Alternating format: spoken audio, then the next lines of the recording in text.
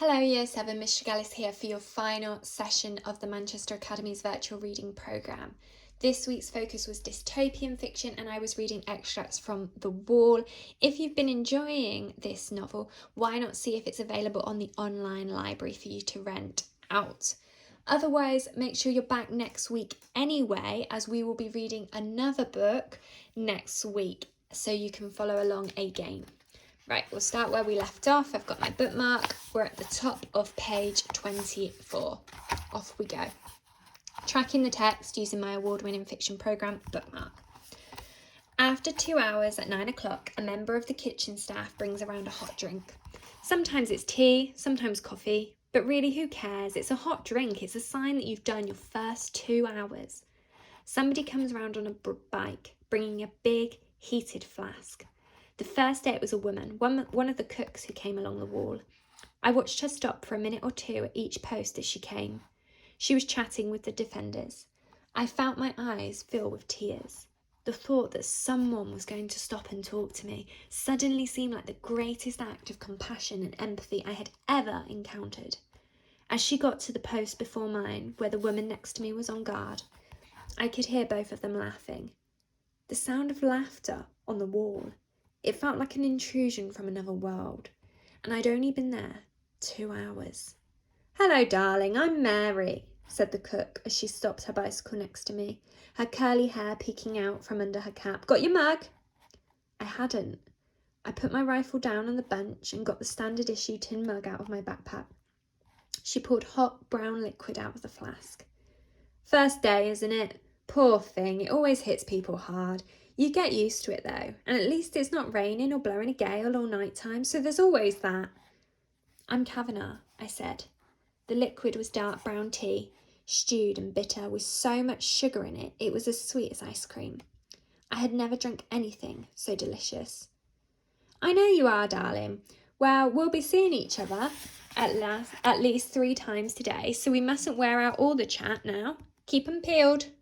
And with that, Mary was back on her bike, heading off towards Heifer, who had already put down the rocket launcher and turned to her in expectation. I kept watching while I drank my tea. It occurred to me that if the others were able to work out a way of attacking during a tea break, their odds would be good. Mary got to Heifer and they gave each other a quick, very unmilitary hug. Mary got off her bike and leant it against the bench. Then she poured out Heifer's tea and awarded herself a mug too. And they settled down to talking. I was jealous. Mary didn't seem to be worried about wearing out the chat when she was talking to Heifer, did she? They talked for about 5 minutes, and then Mary got back on her bike and pedalled back down the top of the wall, with a little wave for each one of us as she went past. It was 3 hours until lunch. I decided to break the time up into 2 sections of 90 minutes, with an energy bar in the middle. "They put something in the tea to stop you thinking about sex," somebody said on the communicator. "Yeah?" said somebody else. "They put tea." The next 90 minutes went past slowly, but not as slowly as the first 2 hours had done. I said to myself, maybe I'm starting to get the hang of this wall. Mistake. Having done some maths to make me feel depressed the night before, 2 years on the wall if I'm lucky, I now did some maths to cheer myself up. 2 years equals 730 days, but it's 2 weeks on, 2 weeks off. So that's really only 365. And a day is really only a shift, since if the others attack during somebody else's, well, it's not your problem. So that's 365 shifts of 12 hours each, which, by another way of looking at it, is 187.5 full days, which is only 6 months. So my 2 years on the wall is really only 6 months on the wall, which isn't so bad. After 84 minutes, I started counting down towards my power bar. 360 seconds, 359, 358, all the way down to 1. I took the waxed paper oblong out of my upper left pocket and unwrapped it slowly, trying to take my time. The bars they give you on the wall aren't labelled, so you don't know what's inside them. Lucky dip. This one was nutty and dense, with what seemed to be particles of red fruits, chewy and sweet and acidic, dotted through it. I don't normally pay much attention to what I eat, But on the wall, where for a lot of time there isn't much to think about, I became obsessed with food. This power bar, for instance, was unlike anything else I had ever eaten. More intense, more important. The nuts had a different texture from the fruit. The bar was chewy and dry, but also soft. Objectively and soberly, you would have to say it was fairly nasty. Maybe you could go so far as to say it was horrible. At the same time, it was the best thing I'd ever eaten. I tried to eat slowly, chewing each bite for as long as I could. 30 chews, 40, 50, the flavours changing as I chewed, the fruits taking over from the nuts. I was glad when there was still 3/4 of the bar left. Calm when there was only half left. Starting to feel regretful when I'd got down to the last quarter, then the last eighth, then the last mouthful. No crumbs left in the wrapper because the bar was too densely constructed for that.